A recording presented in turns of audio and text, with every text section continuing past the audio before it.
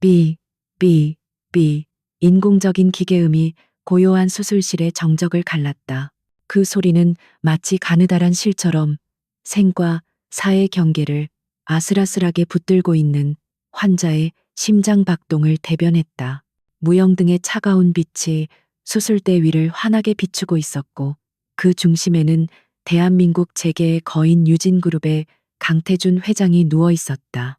그의 가슴은 활짝 열린 채 붉은 속살과 멈추기 직전의 심장을 고스란히 드러내고 있었다. 수술실 안의 공기는 얼음장처럼 차가웠지만 집도의 이서연의 등줄기에는 식은땀이 흐르고 있었다.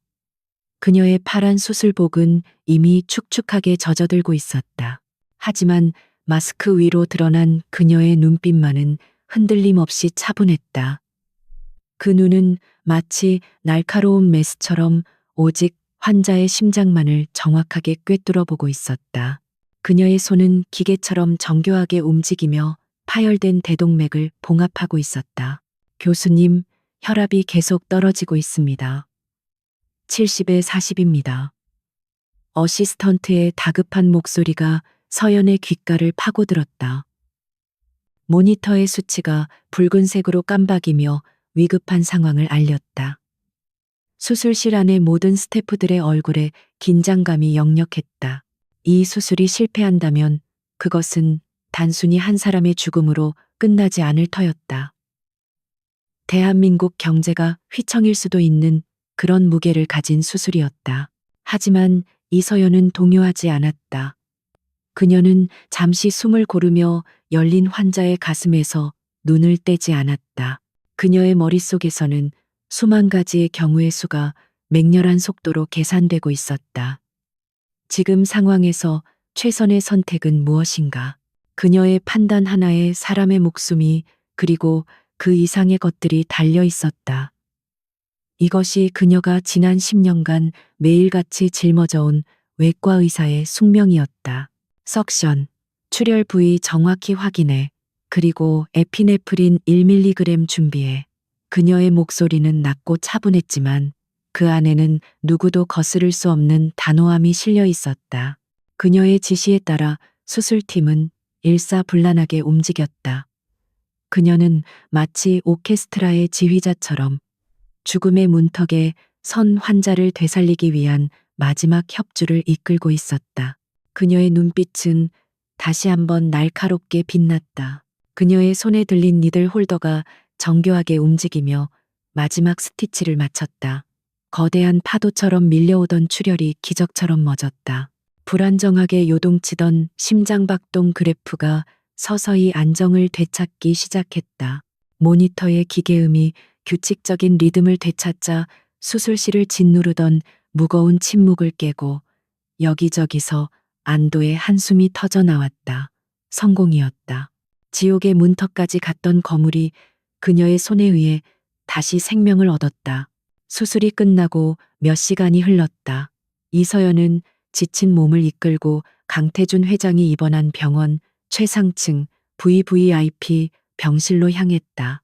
복도를 지키는 검은 양복의 경호원들이 그녀를 향해 묵례했다. 병실 안은 바깥 세상의 소음이 완벽하게 차단된 채 오직 환자의 상태를 알리는 기계음만이 조용히 울리고 있었다. 강태준은 아직 마취에서 완전히 깨어나지 못한 채 깊은 잠에 빠져 있었다. 서연은 익숙하게 그의 바이탈 사인을 체크하고 동공 반응을 살폈다. 모든 것이 안정적이었다. 그녀는 차트를 정리하며 간호사에게 몇 가지 지시사항을 전달했다.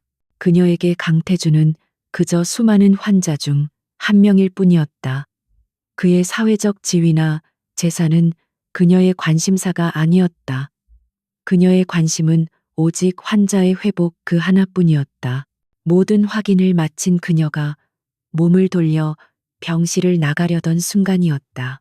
잠깐만 희미하고 갈라진 목소리가 그녀를 붙잡았다.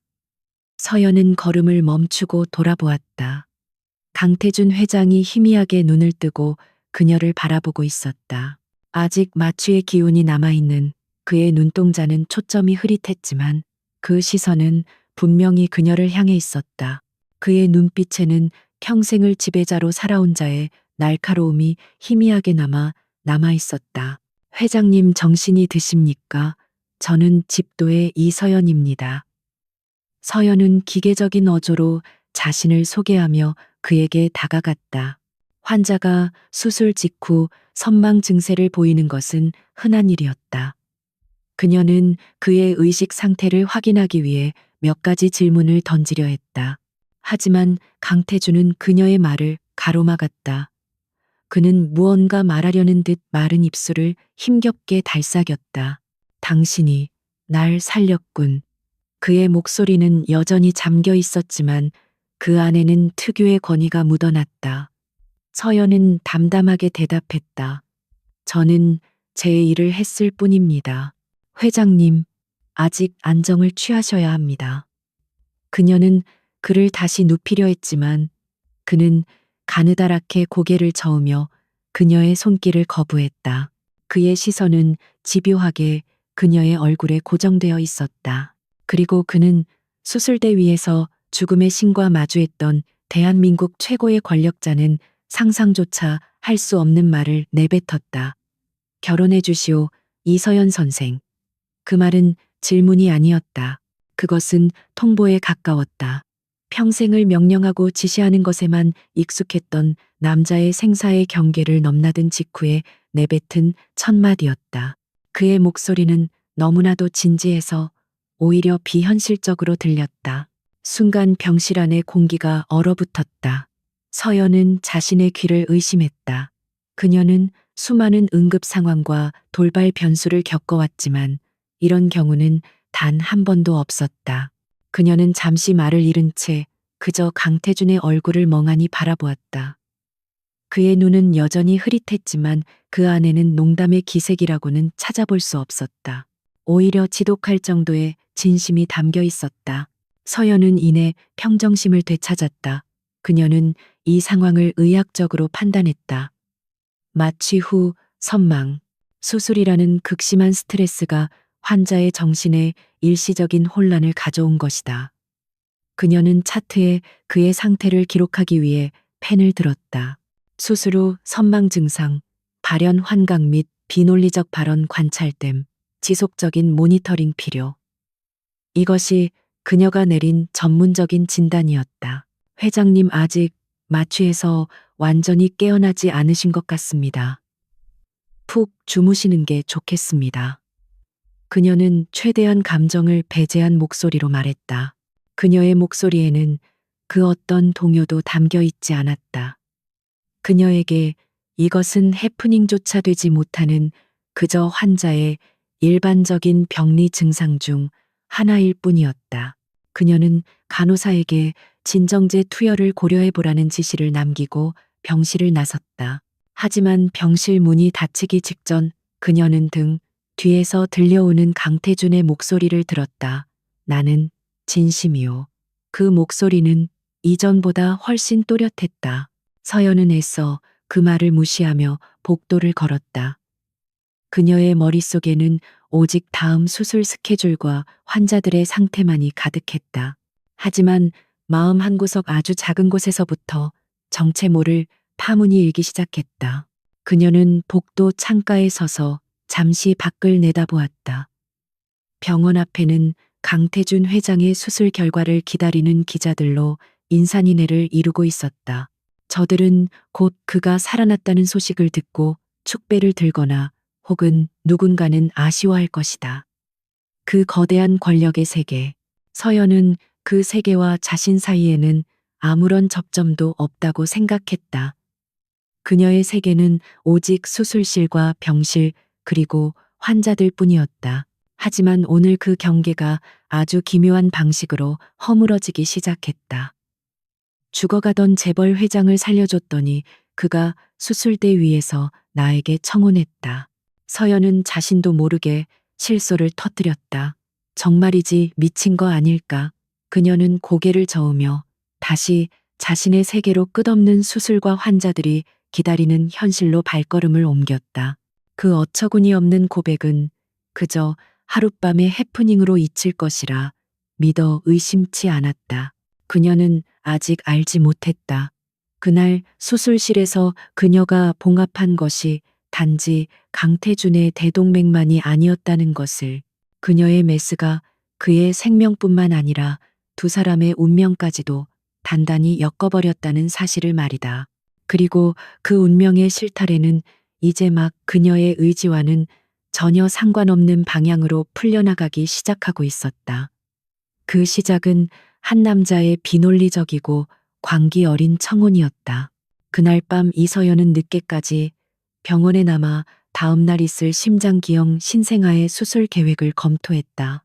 복잡한 수술 과정을 머릿속으로 몇 번이고 시뮬레이션하며 집중하는 동안 그녀는 낮에 있었던 일을 까맣게 잊고 있었다. 그것은 그녀의 일상이었다. 하나의 생명을 구하고 나면 또 다른 생명이 그녀의 손길을 기다리고 있었다. 개인적인 감상에 젖어 있을 시간 따위는 애초에 존재하지 않았다. 자정이 다 되어서야 그녀는 의국 소파에 잠시 몸을 기댔다. 짧은 쪽잠으로 피로를 달래는 것이 그녀에게는 유일한 휴식이었다. 눈을 감자 오늘 수술했던 강태준 회장의 심장이 떠올랐다. 맹렬하게 뛰다 멈추기를 반복하던 삶과 죽음의 경계에서 위태롭게 흔들리던 그 심장, 그리고 그 심장의 주인이 내뱉었던 기묘한 고백. 그녀는 미간을 찌푸리며 억지로 그 생각을 지워버렸다.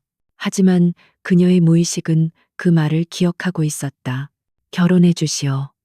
그 말은 마치 수술 후에도 환자의 몸에 남아있는 작은 파편처럼 그녀의 평온했던 정신세계 한 구석에 밝혀 빠지지 않았다. 그녀는 그것이 곧 사라질 사소한 염증이라고 생각했다.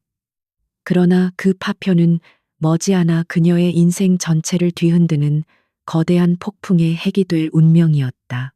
그 폭풍은 이미 그녀의 발밑에서 조용히 소용돌이치기 시작하고 있었다.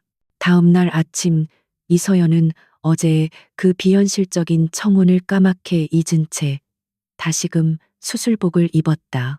그녀의 하루는 언제나 그랬듯 단 1mm의 오차도 허용되지 않는 정교한 수술과 분초를 다투는 응급 환자들로 채워졌다. 그녀에게는 한가로운 감상이나 어젯밤의 해프닝을 곱씹을 시간이 없었다. 그녀의 세계는 오직 차가운 메스와 뜨거운 피, 그리고 꺼져가는 생명을 향한 치열한 사투만이 존재할 뿐이었다. 그녀는 선천성 심장 기형을 앓고 있는 신생아의 수술을 막 끝낸 참이었다. 좁쌀만한 아기의 심장을 수술하는 것은 극도의 집중력을 요구하는 일이었다. 수술이 성공적으로 끝나고 작지만 힘찬 심장 박동 소리가 수술실에 울려 퍼졌을 때 그녀는 비로소 짧은 안도의 한숨을 내쉴 수 있었다. 지친 몸을 이끌고 수술실을 나온 그녀는 곧바로 다음 일정을 확인했다. 그녀의 삶은 그렇게 톱니바퀴처럼 굴러가고 있었다. 의국으로 돌아온 서연은 차가운 생수로 목을 축였다. 그때 누군가 예의 바르게 노크를 했다. 들어온 것은 병원장이었다. 평소라면 과장급 회의가 아니고서는 얼굴 보기 힘든 그가 직접 의국까지 찾아온 것은 이례적인 일이었다. 그의 얼굴에는 감추려 해도 감춰지지 않는 긴장감과 함께 억지로 만든 듯한 비굴한 미소가 걸려 있었다. 그는 서연에게 잠시 시간을 내어달라고 정중하게, 그러나 거의 애원하듯 말했다. 병원장을 따라 나선 곳은 그의 개인 사무실이었다. 고급스러운 가구와 장식으로 꾸며진 넓은 공간에는 서연과 병원장 외에 또 한 사람의 남자가 있었다. 남자는 딱 떨어지는 검은색 정장을 입고 있었는데 그 모습이 마치 잘 벼린 칼처럼 날카롭고 빈틈이 없어 보였다.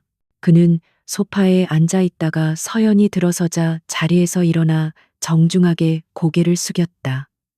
그의 눈빛은 차가웠지만 행동은 흠잡을 데 없이 완벽했다. 이서연 교수님 처음 뵙겠습니다. 강태준 회장님을 모시는 김 비서실장입니다. 김 실장이라고 자신을 소개한 남자의 목소리는 낮고 침착했다. 그는 서연에게 자리를 권하며 마치 오랫동안 그녀를 기다려왔다는 듯 자연스럽게 대화를 이끌었다. 옆에 있던 병원장은 안절부절못하며 두 사람의 눈치만 살피고 있었다. 이 공간의 권력이 누구에게 있는지 명백하게 보여주는 장면이었다. 김 실장은 서론 없이 바로 본론으로 들어갔다. 그는 서류 가방에서 두툼한 서류 봉투 하나를 꺼내 서연 앞에 테이블 위에 올려놓았다. 회장님의 뜻입니다. 그의 말은 지극히 간결했다. 서연은 의아한 표정으로 그를 쳐다보았다.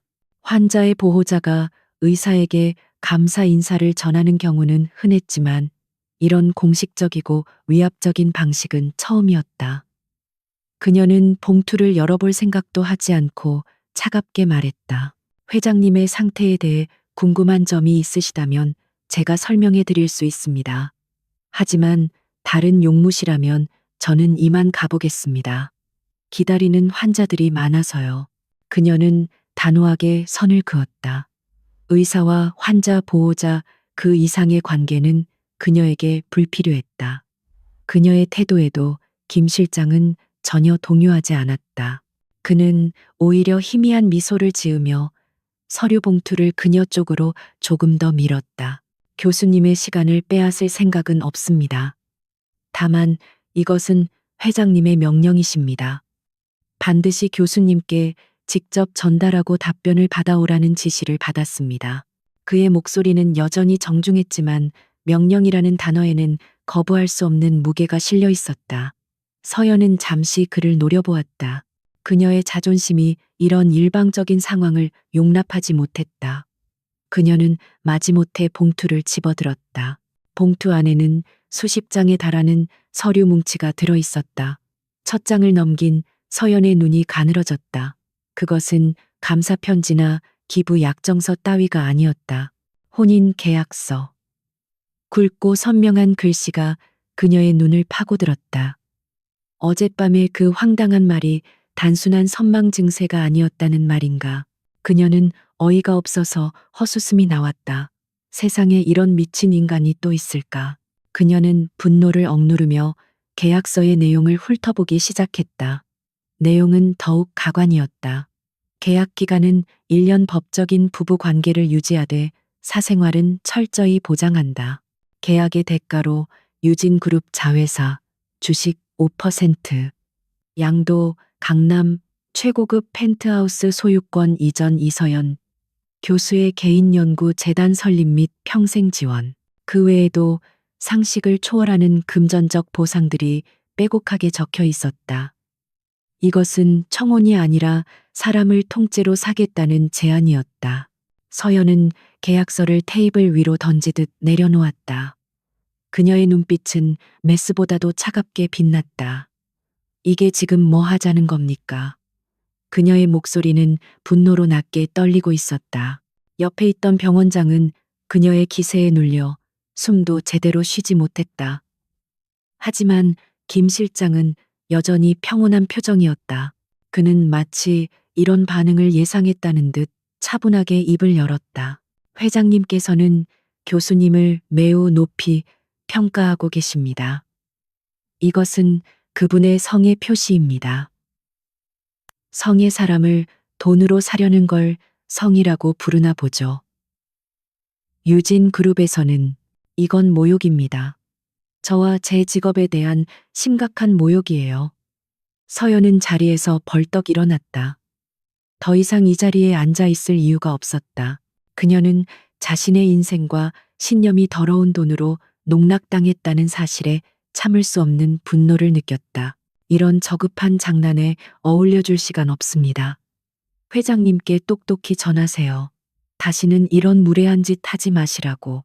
그리고 주치의는 다른 사람으로 교체해 주시기 바랍니다. 그녀는 차갑게 말을 뱉고는 뒤도 돌아보지 않고 사무실을 나섰다. 남겨진 김 실장은 떠나는 그녀의 뒷모습을 잠시 바라보다가 이내 알 수 없는 미소를 지었다. 역시 회장님께서 말씀하신 그대로의 분이시군. 한편 유진 그룹 본사 최상층에 위치한 회장 대행실에서는 강태준의 조카 강민혁이 불쾌한 표정으로 보고를 받고 있었다. 그는 이번 강태준의 사고를 자신이 회장이 될 절호의 기회로 여기고 있었다. 하지만 강태준이 기적적으로 살아났다는 소식에 그의 계획은 어그러지기 시작했다. 그리고 방금 들어온 보고는 그의 심기를 더욱 불편하게 만들었다. 이서연이라는 의사에게 혼인 계약서를 보냈다고 강민혁은 믿을 수 없다는 듯 되물었다. 그의 앞에 서 있는 부하는 긴장한 채 고개를 끄덕였다. 강민혁은 어이가 없다는 듯 웃음을 터뜨렸다. 그 늙은이가 드디어 노망이 든 건가, 수술 한 번 해준 의사한테 결혼이라니. 대체 무슨 꿍꿍이지. 그는 이 상황을 이해할 수 없었다. 이서연이라는 이름은 그에게 너무나도 생소했다. 그는 즉시 비서에게 이서연이라는 여자의 모든 것을 알아오라고 지시했다. 출신학교 가족 관계재산 평판, 심지어는 과거의 연애사까지. 그는 자신의 계획에 방해가 될 수 있는 모든 변수를 철저히 통제해야 직성이 풀리는 성격이었다. 고작 의사 한 명일 뿐이라고 생각했지만 강태준이 직접 선택한 여자라는 점에서 그냥 넘어갈 수는 없었다. 그의 예리한 직감이 경고 신호를 보내고 있었다. 강민혁은 사무실 창가에 서서 서울의 전경을 내려다보았다. 저 거대한 도시의 불빛은 곧 자신의 것이 될 터였다. 그는 오랫동안 이 순간을 위해 준비해왔다. 자신의 길을 가로막는 자는 누구든 용납하지 않을 것이다. 그것이 피를 나눈 삼촌이라 할지라도, 하물며 어디서 굴러 들어온지 모를 의사 한 명쯤이야. 그의 눈빛이 차갑고 잔인하게 빛났다. 이서연, 약점이 없는 인간은 없지. 한번 찾아보실까? 같은 시각 병원으로 돌아온 서연은 밀려드는 업무에 다시 자신을 던졌다. 그녀는 억지로 강태준과 김 실장의 일을 머리에서 지우려 애썼다. 그것은 그녀가 속한 세계의 일이 아니었다. 하지만 한 번 생긴 균열은 쉽게 아물지 않았다. 회진을 돌고 환자를 살피고 논문을 읽는 동안에도 불쑥불쑥 그 모욕적인 계약서의 내용이 떠올랐다. 그녀의 완벽했던 일상에 불쾌한 소음이 끼어든 것 같았다. 그날 저녁 서연은 병원 복도를 걷다가 자신을 향하는 미묘한 시선들을 느꼈다. 동료 의사들과 간호사들이 그녀를 보며 수군거리는 것 같았다. 평소라면 그냥 지나쳤을 일이었지만 오늘은 그 시선들이 유난히 날카롭게 느껴졌다. 마치 자신이 알지 못하는 무언가가 이미 병원 전체에 퍼져나가고 있는 듯한 불길한 예감이 들었다. 그녀는 그저 자신의 신경이 예민해진 탓이라고 애써 생각하며 발걸음을 재촉했다. 하지만 그 예감은 틀리지 않았다. 그녀가 모르는 사이 이서연 교수가 유진그룹의 안주인이 될 것이다라는 소문이 꼬리를 물고 퍼져나가기 시작했다. 그 소문의 진원지는 바로 강민혁이었다. 그는 이서연을 사회적으로 고립시키고 압박하기 위한 첫 번째 카드를 꺼내든 것이었다. 서연은 아직 자신이 거대한 권력 다툼의 한복판으로 자신도 모르게 끌려 들어왔다는 사실을 깨닫지 못하고 있었다. 그녀는 그저 자신을 옥죄어오는 보이지 않는 압박감에 미간을 찌푸릴 뿐이었다. 소문은 암세포처럼 빠르고 은밀하게 병원 전체로 퍼져나갔다. 이서연은 하루아침에 동료들의 시기, 어린 시선과 노골적인 호기심의 대상이 되었다. 복도를 지날 때마다 등 뒤에서 수군거리는 소리가 들렸고 구내식당에서는 그녀의 식판 위로 무수한 눈길이 교차했다. 어떤 이들은 그녀에게 아첨하며 접근했고 또 어떤 이들은 대놓고 그녀를 경멸했다. 그녀의 실력과 노력은 온데간데 없고 재벌 회장의 여자가 될지도 모르는 의사라는 꼬리표만 남았다. 그녀가 가장 참을 수 없었던 것은 환자들과의 관계에 생긴 미묘한 균열이었다. 평생을 바쳐 쌓아온 의사로서의 신뢰가 그녀의 의지와는 상관없는 스캔들로 인해 조금씩 허물어지고 있었다. 환자들은 그녀의 의술이 아닌 그녀의 배경을 더 궁금해하는 듯한 눈빛을 보냈다. 그녀의 신성한 공간인 진료실과 수술실마저 더러운 소문으로 오염되고 있었다. 이서연은 더 이상 이 상황을 방관할 수 없다는 것을 깨달았다. 무시한다고 해서 사라질 문제가 아니었다. 오히려 침묵은 소문을 기정사실로 만들 뿐이었다. 이 모든 문제의 근원은 단 한 사람 강태준 회장이었다. 그의 비상식적인 행동이 그녀의 평온했던 세계를 송두리째 흔들고 있었다. 그녀는 이 불을 끄기 위해 발화점을 직접 찾아가기로 결심했다. 더 이상 의사로서가 아니라 한 명의 개인으로서 그를 만나 단판을 지어야만 했다. 서연은 VVIP 병동으로 향했다. 며칠 전과는 달리 이제 그녀는 주치의 자격이 아니었기에 복도를 지키는 경호원들이 그녀를 막아섰다. 그녀는 조금도 물러서지 않고 차가운 목소리로 말했다. 강태준 회장님께 이서연이 찾아왔다고 전해주십시오. 만나주시지 않겠다면 오늘 있었던 모든 일을 언론에 직접 밝히겠다고도 전하시고요. 그녀의 목소리에는 조금의 망설임도 없었다. 잠시 후 굳게 닫혔던 문이 열렸다. 병실 안에 강태준은 며칠 전에 위중한 환자가 아니었다. 그는 침대 상체를 높여 비스듬히 앉아 있었고 그의 눈빛은 수술 직후의 흐릿함 대신 예리한 총기를 되찾아 있었다. 그는 마치 서연이 찾아올 것을 이미 알고 있었다는 듯 평온한 표정으로 그녀를 맞이했다.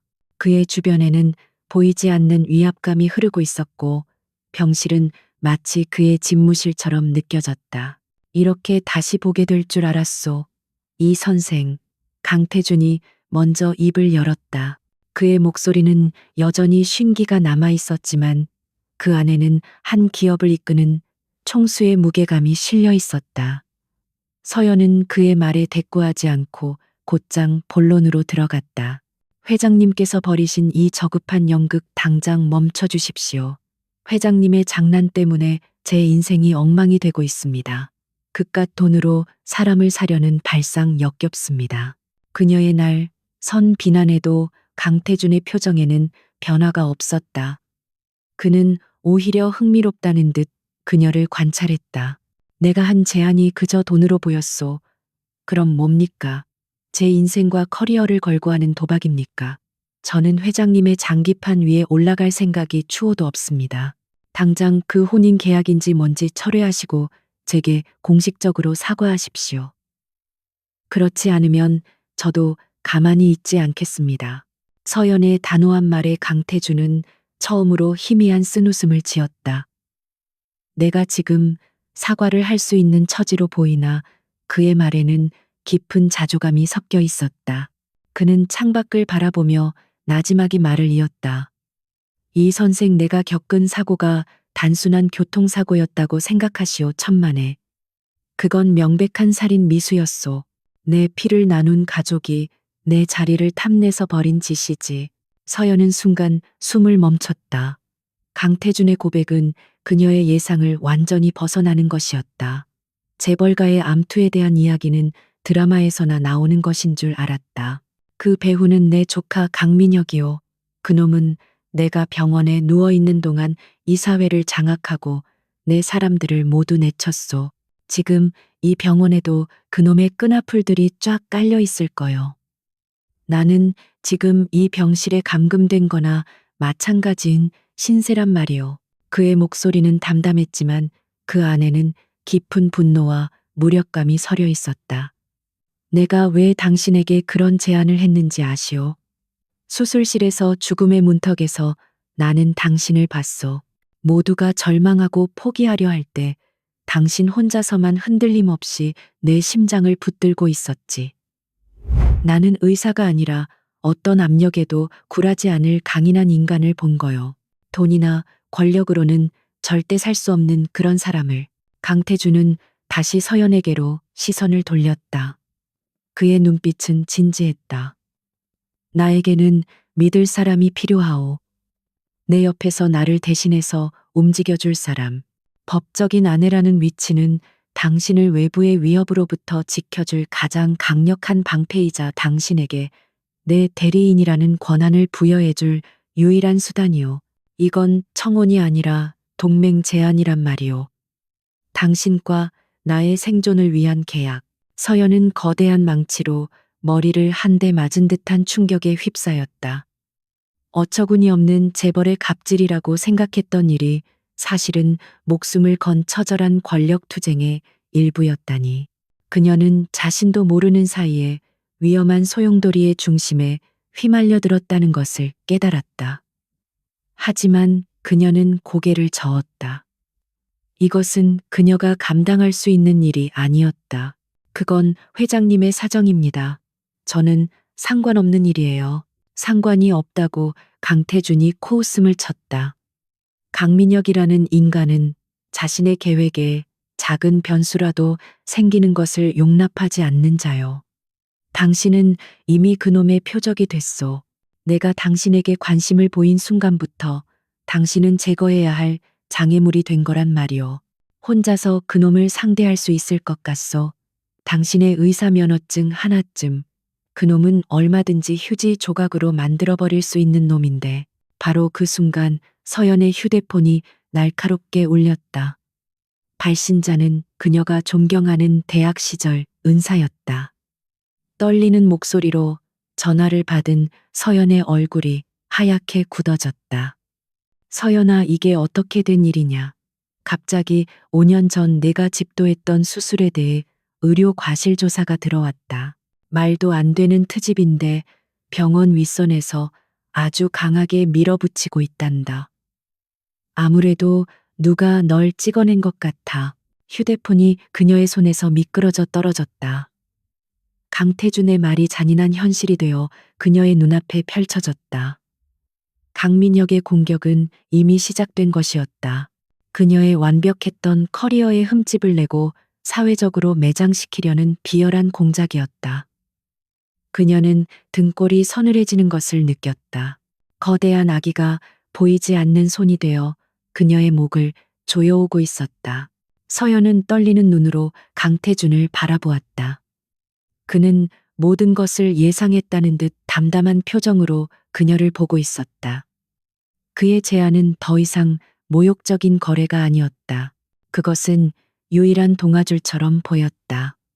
이대로 물러서면 강민혁의 손에 의해 모든 것을 잃고 짓밟히게 될 것이다. 하지만 저 손을 잡으면 그녀는 상상도 해보지 못한 위험하고 어두운 세계로 발을 들여야만 한다. 그녀의 머릿속이 복잡하게 얽혔다. 의사로서의 평온한 삶과 신념. 하지만 그 모든 것을 지키기 위해서는 역설적이게도 가장 위험한 선택을 해야만 했다. 그녀는 주먹을 꽉 쥐었다. 도망치거나 무릎 꿇는 것은 그녀의 방식이 아니었다. 수술실에서 단 한 번도 환자를 포기해 본 적이 없듯이 그녀는 자신의 인생도 이대로 포기할 수 없었다.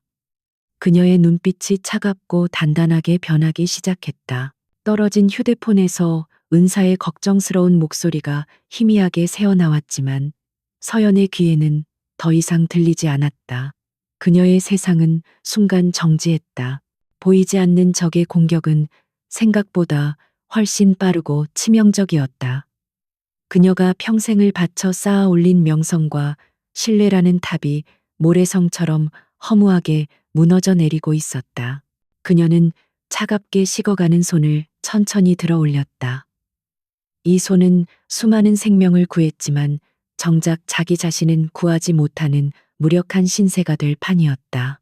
그녀는 천천히 고개를 들어 강태준을 보았다. 노회한 경영자의 눈빛은 모든 것을 꿰뚫어 보고 있었다. 동정이나 연민이 아닌 내 말이 맞지 않았느냐는 듯한 차가운 확신이 담겨 있었다. 서연은 입술을 깨물었다. 선택지는 처음부터 없었을지도 모른다. 이 싸움은 그녀가 원하든 원하지 않든 이미 시작되었다.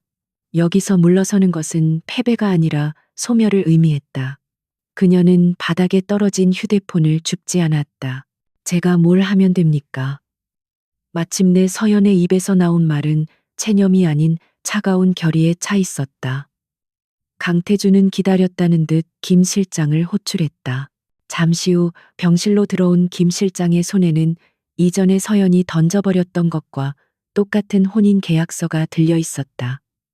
하지만 이번에 서연은 그것을 망설임 없이 받아들었다. 그녀는 계약서의 조항들을 다시 한번 꼼꼼히 읽어내려갔다. 두 가지 조건이 있습니다. 그녀는 펜을 든 채 말했다.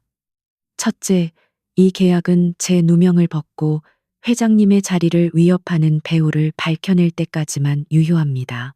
모든 것이 해결되면 이 계약은 없었던 일이 되는 겁니다. 둘째, 계약 기간 동안 저는 의사로서의 제 신념을 지킬 겁니다. 회장님의 아내 역할을 하느라 제 환자를 외면하는 일은 없을 겁니다. 그녀의 목소리는 단호했다. 강태주는 만족스러운 미소를 지었다. 좋소. 그 계약 받아들이지. 서연은 조금의 망설임도 없이 계약서에 자신의 이름을 적어 넣었다. 그녀의 필체는 수술 기록을 작성할 때처럼 흔들림 없이 단정했다. 그 순간 의사 이서연은 거대한 권력 투쟁의 플레이어가 되었다. 그녀의 손에 들린 펜은 이제 메스만큼이나 위험하고 강력한 무기가 되어야만 했다. 다음 날 강민혁의 공격은 전면전으로 확대되었다. 모든 조간신문과 아침 뉴스의 헤드라인이 이서연의 이름으로 도배되었다. 천재 외과의 두 얼굴, 5년 전 의료사고, 은폐 의혹, 유진그룹 회장 집도의 과거 환자, 유가족의 눈물 어린 호소. 언론은 강민혁이 제공한 각본대로 움직였다. 돈으로 매수된 유가족은 카메라 앞에서 오열했고 양심을 판 의료계 인사는 익명으로 그녀의 수술 방식에 의문을 제기했다. 여론은 삽시간에 들끓었다. 생명을 구하는 천사로 칭송받던 의사는 하루아침에 돈과 명예에 눈이 먼 악마가 되어 있었다. 병원은 빗발치는 항의 전화와 몰려든 기자들로 마비 상태에 빠졌다. 결국 병원장은 긴급 징계위원회를 소집했고 서연에게 무기한 수술 집도 및 진료 정지라는 가혹한 처분을 내렸다. 그것은 의사에게 사형 선고나 다름없었다. 서연은 자신의 이름이 적힌 처분 공고문을 멍하니 바라보았다.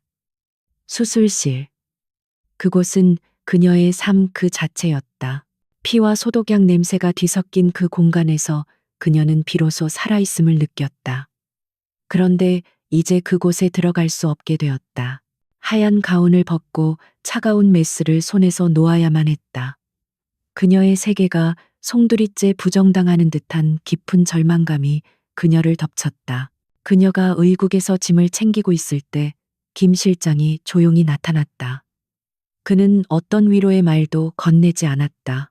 대신 그는 서연을 병원 지하 주차장에 대기하고 있던 검은 세단으로 이끌었다. 회장님께서 마련하신 공간입니다. 이제부터 교수님의 전쟁은 이곳에서 시작될 겁니다. 차가 도착한 곳은 강남의 한적한 오피스텔이었다.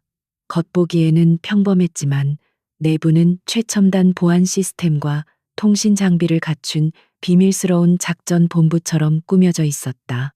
그곳에는 이미 3명의 전문가가 그녀를 기다리고 있었다. 대한민국 최고의 로펌 출신인 변호사 박주원, 국정원 출신의 보안 및 정보 분석 전문가인 최 팀장 그리고 위기관리 전문 홍보 컨설턴트까지. 이들은 모두 강태준이 수십 년간 신뢰해온 최측근들이었다. 이서연은 그 순간 깨달았다. 강태준이 그녀에게 제공한 것은 단순한 돈이나 보호가 아니었다. 그것은 거대한 적과 맞서 싸울 수 있는 강력한 군대였다. 서연은 절망에 빠져 있을 시간이 없었다. 그녀는 밤을 새워가며 5년 전 수술 기록 전부를 다시 검토하기 시작했다. 수십 개의 CT와 MRI 필름 수백 장에 달하는 진료 기록과 간호 일지까지. 그녀는 외과 의사 특유의 집요함과 분석력으로 모든 자료를 파고들었다. 변호사 박주원은 그녀의 의학적 지식과 사건을 꿰뚫어보는 통찰력에 혀를 내둘렀다. 이상합니다. 원고 측이 제출한 자료에는 환자의 수술 후 재활 기간 동안의 기록이 교묘하게 편집되어 있습니다. 특히 이 부분 환자가 퇴원 후 개인적으로 다른 병원에서 치료를 받았다는 기록이 있는데 그 병원의 이름이 지워져 있습니다. 서연은 기록에 작은 허점을 발견했다. 그것은 마치 암 조직을 찾아내기 위해 영상을 판독하는 것과 같은 과정이었다. 그녀는 직감적으로 그곳에 무언가 결정적인 단서가 숨겨져 있음을 느꼈다. 최 팀장은 즉시 정보망을 가동했다. 강민혁 측이 아무리 철저하게 증거를 인멸하려 했어도 디지털 시대의 모든 흔적을 지우는 것은 불가능했다. 몇 시간의 추적 끝에 최 팀장은 삭제된 병원의 이름을 찾아내는 데 성공했다. 그곳은 불법적인 줄기세포 시술을 전문으로 하는 평판이 좋지 않은 작은 병원이었다. 강민혁 측이 가장 감추고 싶었던 비밀의 꼬리가 마침내 잡힌 것이었다. 서연의 눈빛이 다시 빛나기 시작했다. 절망과 분노가 차지하고 있던 자리에 차가운 투지가 서서히 차올랐다. 그녀는 더 이상 언론의 마녀 사냥에 희생되는 무력한 피해자가 아니었다. 그녀는 이제 자신의 수술실을 되찾기 위해 그리고 진실을 밝히기 위해 싸우는 전사가 되어 있었다. 그녀는 화이트보드에 사건의 관계도를 그려나가기 시작했다. 마치 복잡한 혈관 구조를 파악하듯 음모의 흐름을 정확하게 짚어냈다. 박 변호사님, 이 병원을 상대로 압수수색 영장을 신청할 수 있습니까? 환자의 진료 기록을 확보해야 합니다. 최 팀장님, 이 병원과 강민혁 측 변호사 사이에 자금 거래 내역이 있는지 확인해 주십시오. 그녀의 지시는 명확하고 단호했다. 어느새 그녀는 이 작은 작전 본부의 지휘관이 되어 있었다. 그녀의 손에는 더 이상 메스가 들려있지 않았지만 그녀는 여전히 가장 예리한 칼날을 휘두르고 있었다. 그것은 바로 진실이라는 이름의 칼날이었다. 서연의 지시에 따라 팀은 즉시 움직였다. 박주원 변호사는 법원에 강력한 증거 보전 신청을 냈고 여론의 압박을 이용해 24시간 안에 해당 병원에 대한 압수수색 영장을 받아내는 데 성공했다. 같은 시각 최 팀장은 강민혁의 자금 흐름을 역추적하여 그가 페이퍼 컴퍼니를 통해 문제의 유가족과 불법 시술 병원 양쪽에 거액의 돈을 전달한 정황을 포착했다. 음모의 퍼즐 조각들이 하나씩 맞춰지기 시작했다. 다음 날 오전 박주원 변호사는 기자회견을 자청했다. 수많은 카메라 플래시가 터지는 가운데 그는 압수수색을 통해 확보한 불법 시술 병원의 진료 기록을 공개했다. 환자가 이서연의 수술 이후 금지된 약물과 검증되지 않은 시술을 몰래 받다가 심각한 부작용을 겪게 되었다는 사실이 명백하게 드러났다. 그것은 이서연의 의료 과실이 아닌 환자 스스로의 잘못된 선택과 불법 시술의 결과였다. 파장은 거대했다. 박 변호사는 여기서 멈추지 않고 유가족에게 흘러들어간 검은 돈의 출처를 암시하며 배후 세력의 존재를 세상에 알렸다. 여론은 순식간에 뒤집혔다. 무고한 의사를 향한 비난은 동정으로 바뀌었고 분노의 화살은 사건을 조작하고 언론을 기만한 보이지 않는 손을 향하기 시작했다. 궁지에 몰린 병원 측은 즉시 징계위원회를 다시 열어 이서연에 대한 모든 징계를 철회하고 공식적으로 사과 성명을 발표했다. 며칠 만에 이서연은 다시 하얀 의사가운을 입고 병원으로 돌아왔다. 복도를 지나는 그녀를 향한 시선은 이전과 달라져 있었다. 동정과 경외, 그리고 약간의 두려움이 섞인 복잡한 시선들이었다. 그녀는 그 어떤 시선에도 아랑곳하지 않고 묵묵히 자신의 자리로 돌아갔다. 다시 손에 쥔 차가운 메스의 감촉이 그 어떤 위로의 말보다도 그녀에게 큰 안정감을 주었다. 그녀는 자신의 전쟁에서 첫 번째 승리를 거두었다. 하지만 서연은 알고 있었다. 이것은 시작에 불과하다는 것을. 강민혁이라는 거대한 적은 고작 팔 하나가 잘렸을 뿐 여전히 건재하다. 자신의 누명을 벗은 것만으로는 아무것도 끝나지 않았다. 그녀는 이제 단순히 자신을 지키는 것을 넘어 이 부패한 싸움의 근원을 잘라내야만 했다. 그녀의 개인적인 복수는 이제 강태준과의 공동의 목표와 완전히 하나가 되었다. 그날 밤 오피스텔에 모인 팀원들 앞에서 서연은 새로운 목표를 제시했다. 이제부터는 강태준 회장님의 사고를 파헤칠 겁니다. 그녀의 선언에 팀원들의 얼굴에 비장감이 감돌았다. 그녀의 개인적인 문제가 해결되었으니 이제 그녀가 물러설 것이라고 생각했던 이들도 있었다. 하지만 그녀는 멈추지 않았다. 오히려 더 깊고 위험한 곳으로 스스로 걸어 들어가고 있었다. 최 팀장이 경찰의 공식 사고조사 보고서와 현장 사진 사고 차량의 정비 기록 등 방대한 자료를 스크린에 띄웠다. 서연은 마치 환자의 차트를 분석하듯 그 자료들을 하나씩 꼼꼼하게 뜯어보기 시작했다. 그녀의 눈은 경찰이나 자동차 전문가가 보지 못하는 것들을 보고 있었다. 그것은 수천 번의 수술로 단련된 본질을 꿰뚫어보는 외과 의사의 눈이었다. 이상합니다. 그녀는 사고 차량에 파손된 브레이크 시스템 확대 사진을 가리켰다. 경찰 보고서에는 단순한 노후로 인한 유압 라인 파열이라고 되어 있습니다. 하지만 파열 단면을 보세요. 일반적인 피로 파괴의 흔적이 아닙니다.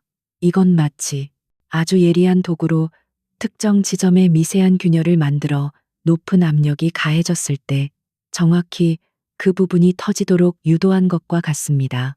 그녀의 분석에 자동차 전문가 출신인 팀원 한 명이 경악을 금치 못했다. 교수님 말씀이 맞습니다. 이렇게 정교한 파괴는 내부 구조를 완벽하게 아는 전문가가 아니면 불가능합니다. 단순한 정비공 수준이 아닙니다. 서연은 계속해서 다른 자료들을 검토했다. 이번에는 강태준 회장이 응급실에 처음 실려왔을 때의 초기 진단 기록이었다.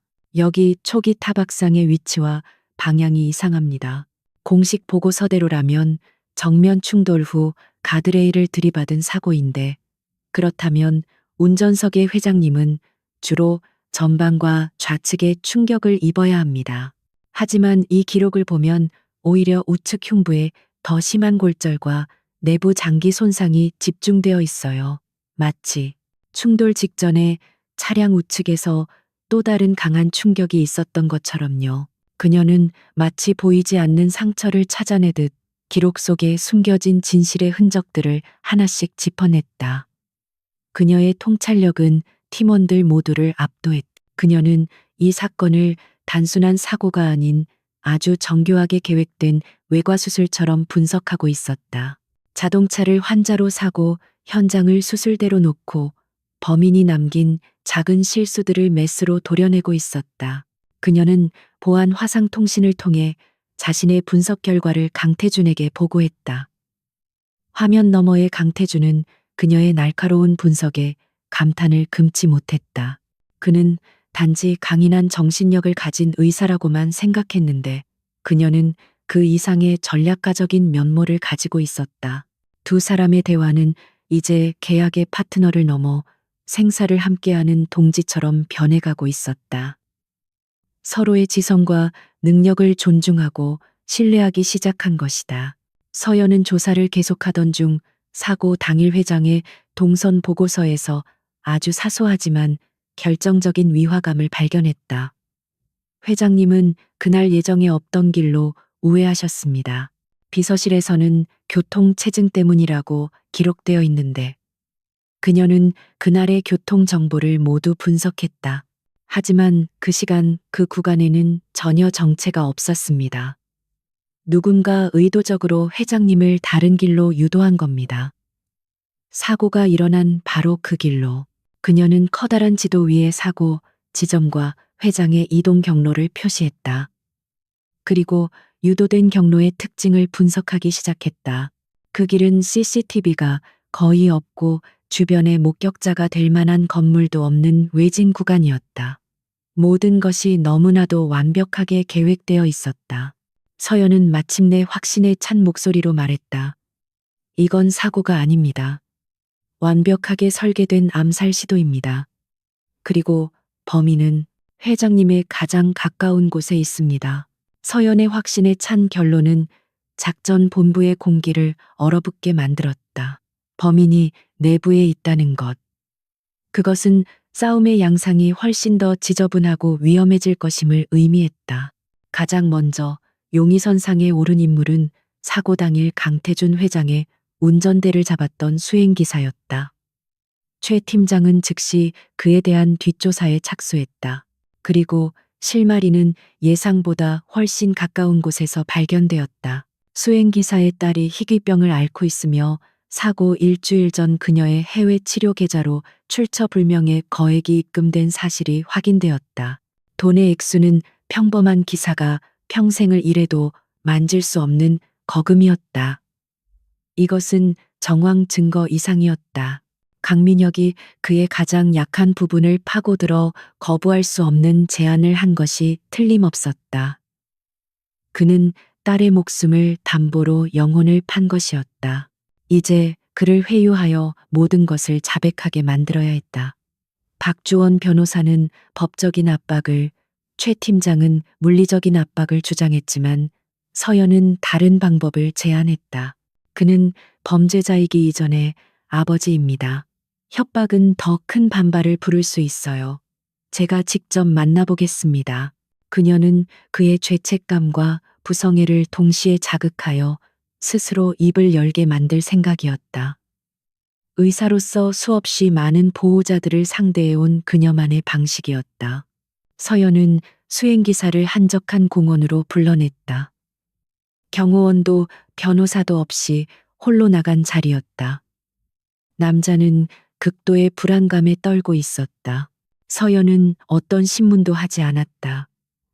그녀는 그저 담담하게 의사로서 그의 딸이 앓고 있는 병에 대해 설명했다. 그리고 그 병을 치료하기 위해 얼마나 많은 노력과 돈이 필요한지에 대해 이야기했다. 그녀의 목소리에는 비난이 아닌 깊은 이해심이 담겨 있었다.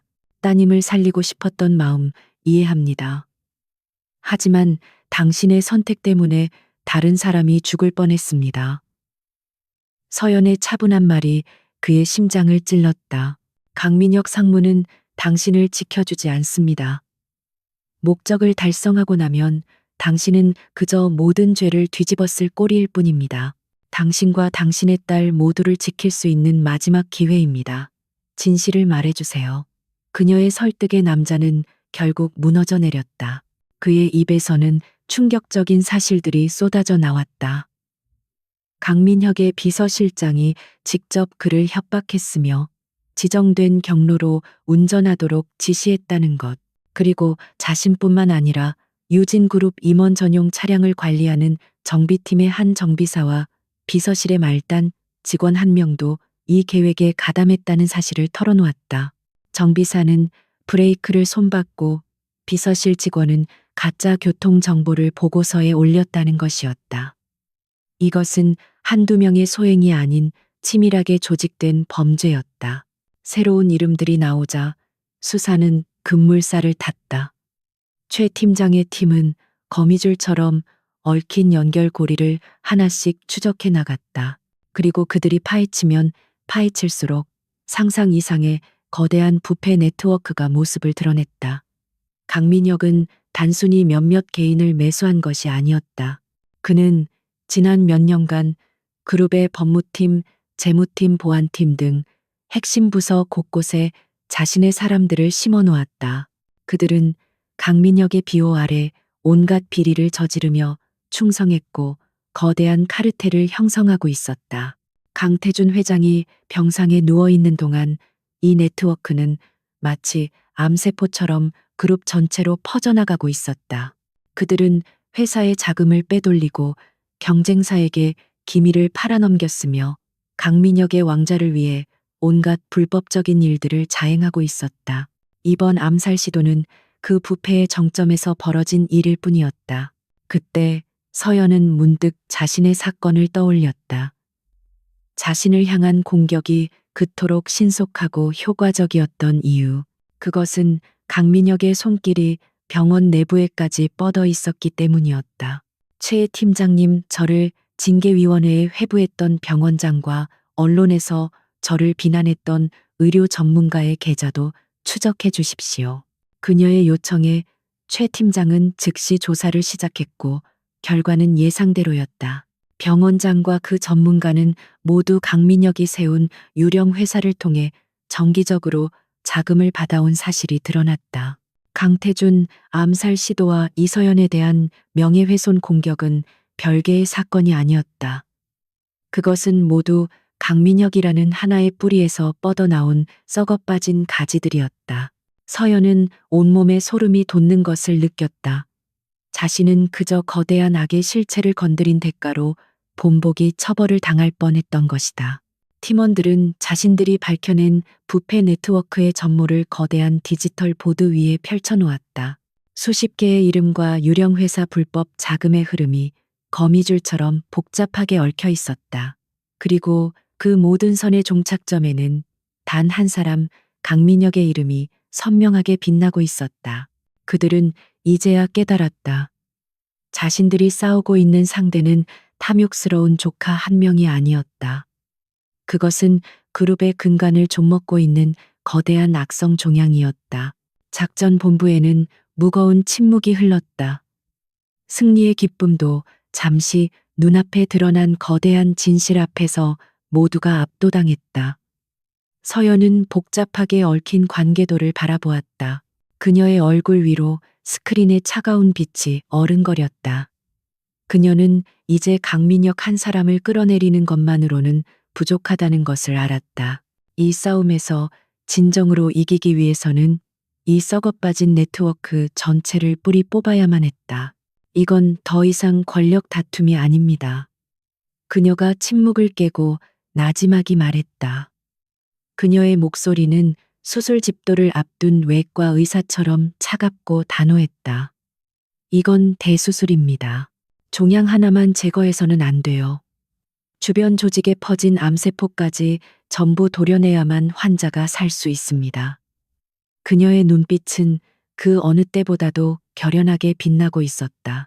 작전 본부의 분위기는 그 어느 때보다 무겁게 가라앉아 있었다. 눈앞에 펼쳐진 거대한 부패의 지도는 정면으로 부딪혀서는 결코 이길 수 없는 견고한 요새처럼 보였다. 강민혁의 네트워크는 그룹의 신경망처럼 곳곳에 뻗어 있어 섣불리 한 곳을 건드렸다가는 오히려 모든 증거가 인멸되고 역공을 당할 것이 뻔했다. 그들에게는 새로운 전략이 필요했다.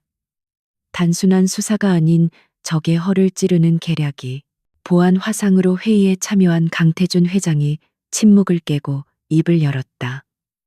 민혁이 놈은 영리하지만 치명적인 약점이 있어. 바로 오만함과 조급함이지.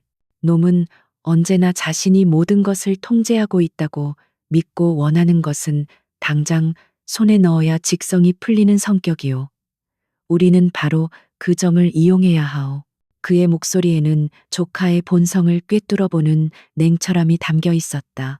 강태준의 말에 서연이 동의하며 자신만의 비유로 계획의 핵심을 짚었다. 깨어있는 환자를 상대로 개복 수술을 할 수는 없습니다. 먼저 마취를 시켜야죠. 적이 스스로 가장 안전하다고 느끼게 만들어 경계심을 풀게 한 뒤에 스스로 약점을 드러내게 만들어야 합니다. 그녀의 말에 팀원들의 시선이 집중되었다. 의학적 통찰력이 이제는 고도의 심리전을 설계하는 전략으로 바뀌고 있었다. 계획의 골자는 유령 자산을 만들어 강민혁을 유인하는 것이었다. 강민혁이 가장 탐내는 것, 바로 유진그룹에 대한 완벽한 지배권이었다. 팀은 강태준 회장이 수십 년간 아무도 모르게 차명으로 스위스 비밀 계좌에 막대한 규모의 무기명 채권을 숨겨두었다는 가짜 정보를 만들기로 했다. 그 채권만 손에 넣으면 이사회는 물론 그룹 전체를 소나기에 쥘 수 있다는 거부할 수 없는 미끼였다. 작전은 정교하게 시작되었다.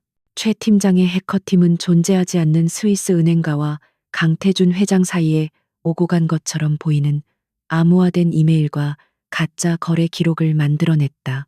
이 디지털 흔적은 강민혁의 정보팀이 해킹을 시도했을 때 마치 엄청난 비밀을 발견한 것처럼 느끼도록 교묘하게 설계되었다.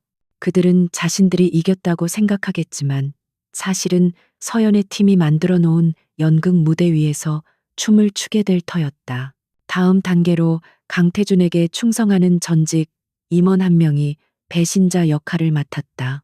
그는 강민혁 측의 스파이로 알려진 인물에게 술자리에서 일부러 접근해 회장님이 숨겨둔 비자금이 있다는 식의 정보를 흘렸다. 그는 마치 억울하게 밀려난 것에 대한 복수심에 불타는 것처럼 연기했고, 스파이는 이 정보를 의심 없이 강민혁에게 보고했다. 소문은 이제 여러 갈래의 신빙성 있는 정보가 되어 강민혁의 귀로 흘러들어갔다. 강민혁은 처음에는 반신반의했다. 그 늙은 여우, 같은 삼촌이 그런 허술한 흔적을 남겼을 리 없다고 생각했다. 하지만 자신의 해킹팀이 발견한 이메일과 내부 스파이가 물어온 정보, 그리고 금융가에 떠도는 뜬 소문까지 모든 정보가 하나의 지점을 가리키자 그의 의심은 확신으로 바뀌기 시작했다. 그의 머릿속은 온통 그 거대한 유령 자산에 대한 탐욕으로 가득 찼다. 반드시 찾아내. 무슨 수를 써서라도 그 채권을 내 손에 넣어야겠어. 강민혁은 자신의 네트워크 전체에 총동원령을 내렸다. 그는 존재하지도 않는 스위스 은행가를 매수하기 위해 거액의 불법 자금을 움직이기 시작했고, 채권의 행방을 쫓기 위해 자신의 끈앞풀들을 세계 곳곳으로 급파했다. 그의 모든 신경과 자원이 오직 하나의 목표 유령 채권에 집중되었다. 작전 본부의 대형 스크린에는 강민혁의 네트워크가 실시간으로 움직이는 모습이 붉은 선으로 표시되고 있었다. 불법 자금이 세탁을 위해 여러 개의 유령 회사를 거쳐 이동하는 경로 정보원들이 비밀스럽게 접촉하는 통신 기록. 그들의 모든 움직임이 최 팀장의 감시망에 낱낱이 포착되고 있었다. 강민혁은 자신이 사냥을 하고 있다고 생각했지만 실상은 거대한 그물 안으로 스스로 걸어 들어오는 사냥감에 불과했다. 그는 목표에 눈이 멀어 평소의 신중함을 잃어버렸다. 자금 세탁 과정에서 실수를 저질렀고 자신의 충복들에게 무리한 지시를 내리면서 내부의 불만을 사기도 했다. 그는 거대한 신기루를 쫓느라 자신의 발밑이 무너져 내리고 있다는 사실을 전혀 깨닫지 못하고 있었다. 그가 허우적거릴수록 그의 범죄를 입증할 증거들은 차곡차곡 서연의 팀에게 쌓여가고 있었다. 최 팀장이 모니터를 바라보며 나지막이 보고했다. 마침내 뱀이 굴 밖으로 나왔습니다. 지금 유령을 쫓느라 정신이 없군요. 스크린에는 강민혁의 자금 흐름과 통신량이 폭주하며 위험 수위에 도달했음을 알리는 경고등이 깜박이고 있었다. 서연은 그 모습을 차갑고 침착한 눈으로 지켜보았다. 그녀의 표정에는 어떤 감정도 드러나지 않았다. 좋아요. 그녀가 조용히 입을 열었다. 이제 독을 삼킬 때까지 조용히 기다리죠. 그녀의 말에 팀원들은 숨을 죽였다. 덫은 완벽하게 설치되었고 사냥감은 미끼를 향해 정신없이 달려들고 있었다.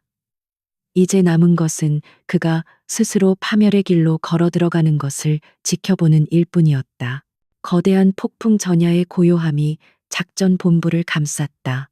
강민혁은 일주일 넘게 존재하지 않는 유령을 쫓고 있었다. 그의 막대한 자금과 정보력이 총동원되었지만 스위스 비밀 계좌의 무기명 채권은 잡힐 듯 잡히지 않는 신기루처럼 그를 농락했다.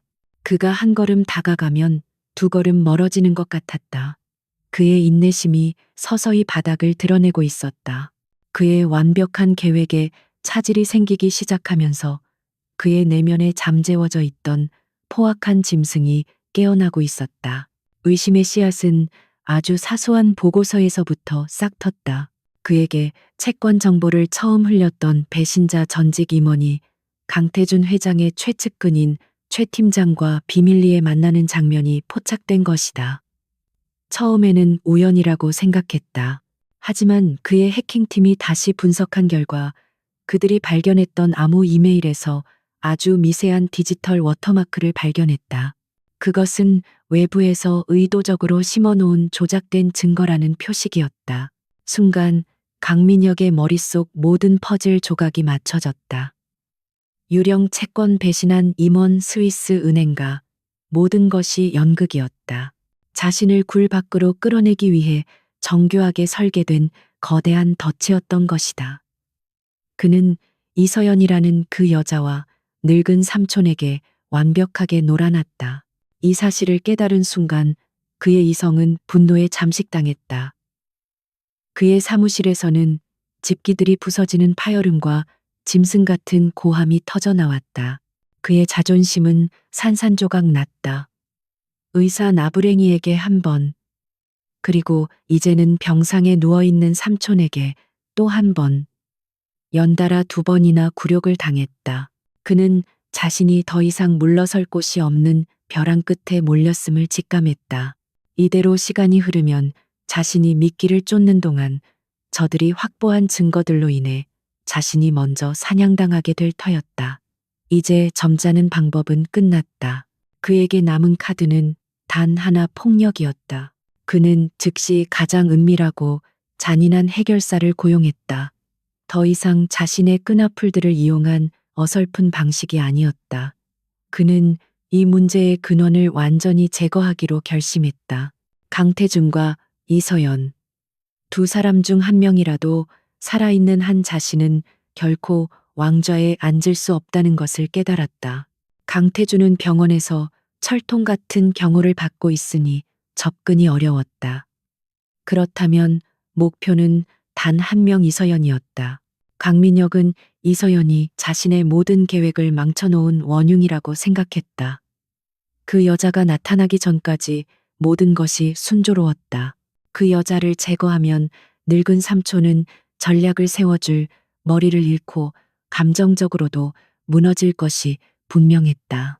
그것은 단순한 제거가 아닌 자신의 힘을 과시하고 감히 자신에게 대항하는 자들의 말로를 보여주는 경고의 메시지이기도 했다. 그의 눈은 사리로 번뜩였다.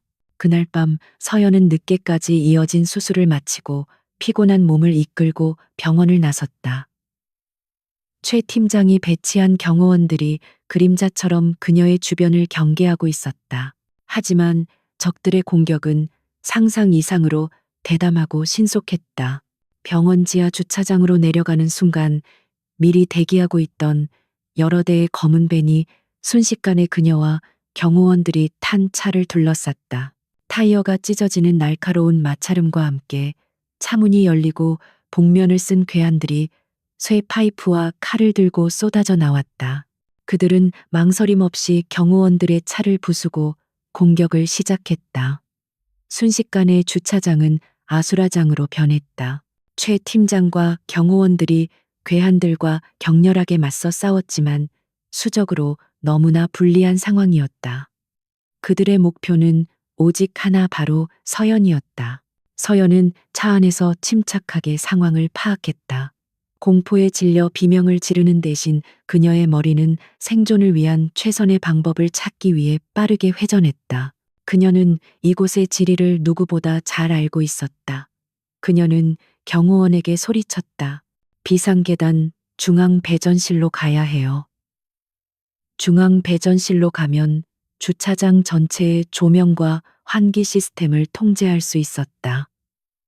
어둠과 혼란을 만들어 시간을 벌 생각이었다. 경호원 한 명이 그녀를 엄호하며 차문을 열었다.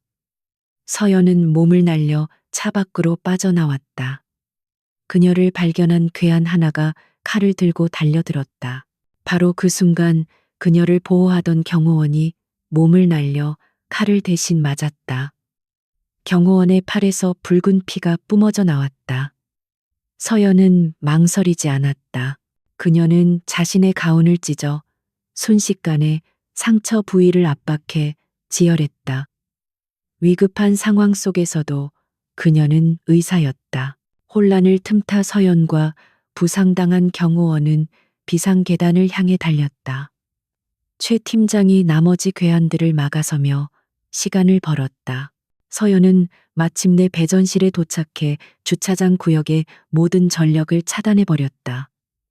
지하 주차장은 순식간에 완전한 암흑에 휩싸였다. 괴한들은 갑작스러운 어둠에 당황했고 그들의 공격 기세는 한풀 꺾였다. 서연은 그 틈을 이용해 부상당한 경호원을 데리고 안전한 곳으로 몸을 숨겼다. 결국 요란한 사이렌 소리와 함께 경찰 특공대가 도착했고 괴한들은 뿔뿔이 흩어져 도망쳤다. 대부분은 현장에서 체포되었고 미처 도망치지 못한 주동자급 한 명이 최 팀장에게 생포되었다. 강민혁의 마지막 발악은 처참한 실패로 끝났다. 그는 이서연을 제거하려 했지만 오히려 자신의 목을 조를 가장 확실한 증거를 그녀의 손에 쥐어준 셈이 되었다. 최 팀장은 생포한 괴한의 입에서 모든 자백을 받아냈다.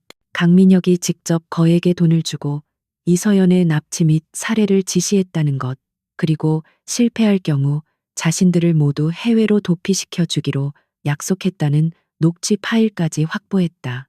이것은 더 이상 빼도 박도 못하는 살인 교사 혐의의 결정적 증거였다. 최 팀장은 증거가 담긴 파일을 서연에게 보여주며 말했다. 끝났습니다. 강민혁은 이걸로 스스로 무덤을 팠습니다.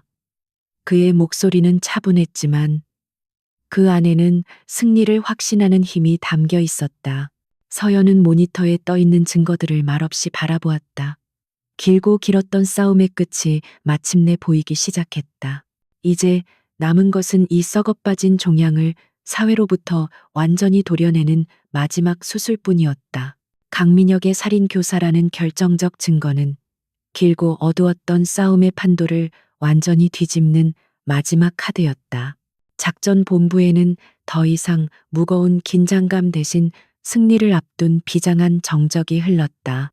이제 남은 것은 이 모든 증거를 세상에 공개하고 거대한 악의 제국을 한 번에 무너뜨릴 가장 완벽한 무대를 설정하는 것이었다. 단순한 법의 심판만으로는 부족했다. 그룹의 뿌리까지 썩어 들어간 부패의 실체를 모든 사람 앞에서 드러내야만 했다. 최적의 무대는 바로 강민혁 스스로가 마련한 자리였다. 그는 강태준 회장이 건강상의 이유로 더 이상 직무 수행이 불가능하다는 안건으로 긴급 이사회를 소집한 상태였다. 그는 이 자리에서 이사들의 위임을 받아 회장 대행 자리를 꿰차고 유진 그룹을 완전히 장악할 생각이었다. 그는 자신이 주인공이 될 화려한 대관식을 준비했지만 그곳이 자신의 처형대가 될 것이라고는 꿈에도 생각하지 못했다. 이사회 당일 유진 그룹 본사 최고층에 위치한 회의실에는 팽팽한 긴장감이 감돌았다. 강민혁은 자신감에 찬 얼굴로 회의를 주재하고 있었다. 그의 곁에는 그동안 돈과 권력으로 매수된 이사들이 앉아 그의 말에 고개를 끄덕였다. 반면 강태준 회장에게 충성하는 소수의 이사들은 침통한 표정으로 앉아 있을 뿐이었다. 모든 것이 강민혁의 시나리오대로 흘러가는 듯 보였다. 강민혁은 준비된 자료를 화면에 띄우며 강태준 회장의 건강 상태에 대해 거짓으로 부풀린 보고를 시작했다. 그는 마치 삼촌의 건강을 지극히 염려하는 것처럼 연기하며 이제 그를 편안하게 해드리고 자신이 그룹의 위기를 수습하겠다는 식의 위선적인 연설을 이어나갔다. 그의 연설이 클라이맥스에 달하고 마침내 회장 해임안에 대한 표결을 제안하려던 바로 그 순간이었다. 쾅하는 소리와 함께 굳게 닫혀 있던 회의실의 육중한 문이 양쪽으로 활짝 열렸다. 모든 이사들의 시선이 문으로 쏠렸다. 그리고 그곳에는 모두가 병상에서 사경을 헤매고 있을 것이라고 믿었던 강태준 회장이 서 있었다. 그는 지팡이를 짚고 있었지만 허리는 꼿꼿했으며 눈빛은 예전의 총기와 위험을 그대로 간직하고 있었다. 그리고 그의 곁에는 차갑고 침착한 표정의 이서연이 그를 부축하고 있었다. 회의실은 물을 끼얹은 듯 조용해졌다. 가장 큰 충격을 받은 것은 강민혁이었다. 그는 마치 유령이라도 본 것처럼 하얗게 질린 얼굴로 자리에서 벌떡 일어났다. 삼촌, 어떻게? 그의 목소리는 당혹감으로 심하게 떨리고 있었다. 강태준은 그를 거들떠보지도 않고 천천히 회의장 안으로 걸어 들어와 자신의 자리인 상석에 앉았다. 이서연은 그의 바로 뒷자리에 섰다. 강태준은 아무 말도 하지 않았다. 그가 턱짓을 하자 이서연이 앞으로 나섰다. 그녀는 마치 자신의 수술실에 들어선 것처럼 침착하고 당당했다. 그녀는 준비해 온 파일을 노트북에 연결하며 회의실의 모든 이사들을 향해 차갑게 말했다. 회장 회의만을 표결에 붙이기 전에 먼저 그룹의 건강 상태에 대해 시급히 진단해야 할 몇 가지 사안이 있습니다. 그녀의 말과 함께 회의실의 대형 스크린에 첫 번째 자료가 떠올랐다. 그것은 바로 그녀를 음해했던 의료소송의 전말이었다. 강민혁이 어떻게 유가족을 매수하고 언론을 조작했으며 병원 내의 협력자를 이용해 그녀를 사회적으로 매장시키려 했는지가 명백한 증거와 함께 드러났다. 강민혁의 얼굴이 일그러지기 시작했고 그에게 협력했던 병원장, 출신 사회이사의 얼굴은 잿빛이 되었다. 두 번째 자료는 강태준 회장의 사고에 대한 분석이었다. 브레이크 조작의 증거 수행 기사의 눈물 어린 자백 영상, 그리고 이 모든 것을 지시한 배우에 강민혁이 있다는 것을 증명하는 자금 흐름도까지. 회의실은 술렁이기 시작했다. 몇몇 이사들은 믿을 수 없다는 표정으로 강민혁을 쳐다보았다. 강민혁은 미친 사람처럼 소리쳤다. 거짓말 전부 조작이야. 하지만 그의 발악은 이어지는 세 번째 자료 앞에서 힘을 잃었다. 스크린에는 그가 수년에 걸쳐 조성한 비자금 내역과 그 돈으로 이사들을 매수하고 회사의 기밀을 빼돌린 범죄 행각이 낱낱이 펼쳐졌다. 일부 이사들은 자신들의 이름과 계좌번호가 화면에 뜨자 사색이 되어 고개를 숙였다. 견고해 보였던 부패의 성에 균열이 가기 시작했다. 그리고 마침내 마지막 증거가 공개되었다. 이서연에 대한 살인교사, 죽여도 좋다. 대신 흔적을 남기지 마. 스피커를 통해 흘러나온 강민혁 자신의 목소리는 그의 파멸을 알리는 조종 곁종 과도 같았다. 회의실의 모든 공기가 얼어붙었다. 이제 더 이상의 변명이나 부인은 무의미했다. 그는 스스로 자신의 모든 죄를 인정한 셈이었다. 이서연이 발표를 마침과 동시에 회의실의 문이 다시 한번 열렸다. 이번에 들어온 것은 검찰 수사관들이었다. 그들은 망연자실해 있는 강민혁에게 다가가 차가운 수갑을 채웠다. 강민혁 씨 살인교사 및 특경법상 횡령 배임 혐의로 긴급 체포합니다. 그는 아무런 저항도 하지 못했다. 그의 야망의 제국은 그렇게 한순간에 무너져 내렸다. 강민혁과 그의 부패한 협력자들이 줄줄이 연행되고 회의실에 남은 것은 충격과 공포에 휩싸인 이사들 뿐이었다. 소란이 잠잠해지자 강태준 회장이 자리에서 천천히 일어섰다. 그는 남은 이사들을 둘러보며 나지막하지만 힘있는 목소리로 말했다. 수술은 끝났소. 이제부터는 회복을 시작할 시간이오. 그는 자신의 곁에 선 이서연을 깊은 신뢰와 감사가 담긴 눈빛으로 바라보았다. 정의는 실현되었고 왕좌는 제자리를 찾았다. 몇 달의 시간이 흘렀다. 강민혁과 그의 부패한 네트워크는 법의 엄중한 심판을 받았다. 유진 그룹을 뒤흔들었던 거대한 스캔들은 세간의 관심 속에서 서서히 잊혀갔고 강태준 회장의 지휘 아래 그룹은 빠르게 안정을 되찾았다. 마치 대수술을 끝낸 환자가 건강을 회복하듯 깊숙이 박혀있던 종양을 도려낸 거대 기업은 이전보다 더욱 견고하고 건강한 모습으로 재탄생하고 있었다. 모든 것이 제자리를 찾았다. 이서연 역시 자신의 자리로 돌아왔다. 그녀는 여전히 대한민국 최고의 흉부외과 의사로서 매일 수술실과 병실을 오가며 환자들의 생명을 구했다. 하지만 그녀를 둘러싼 세상은 조금 변해 있었다. 그녀는 이제 단순히 실력 있는 의사가 아닌 거대한 불의에 맞서 싸워 이긴 영웅으로 존경받았다. 하지만 그녀 자신은 아무것도 변하지 않았다. 그녀는 여전히 환자 앞에서 겸허했고 메스 앞에서 냉철했다. 그녀와 강태준 회장을 묶고 있던 혼인 계약서는 그 목적을 완수한 채 조용히 효력을 잃었다. 강민혁의 범죄가 세상에 드러나고 강태준 회장이 그룹의 지배권을 되찾은 그날, 그들의 계약은 사실상 끝난 것이나 마찬가지였다. 이제 그녀는 유진그룹의 법적인 안주인이 아니었고 그는 그녀의 계약상 파트너가 아니었다. 두 사람을 얽매던 모든 것이 사라지자 오히려 그들 사이에는 어색한 침묵이 흘렀다. 그러던 어느 가을날 오후 서연은 강태준 회장으로부터 저녁 식사 초대를 받았다. 장소는 시끄러운 레스토랑이 아닌 그의 평생 수집품이 전시된 개인 미술관이었다. 약속된 시간에 미술관에 도착하자 그곳에는 강 회장 외에 아무도 없었다. 고요한 공간 속에는 위대한 예술가들의 작품과 두 사람만이 존재했다. 전쟁 같았던 시간들이 마치 먼 과거의 일처럼 느껴지는 평화로운 순간이었다.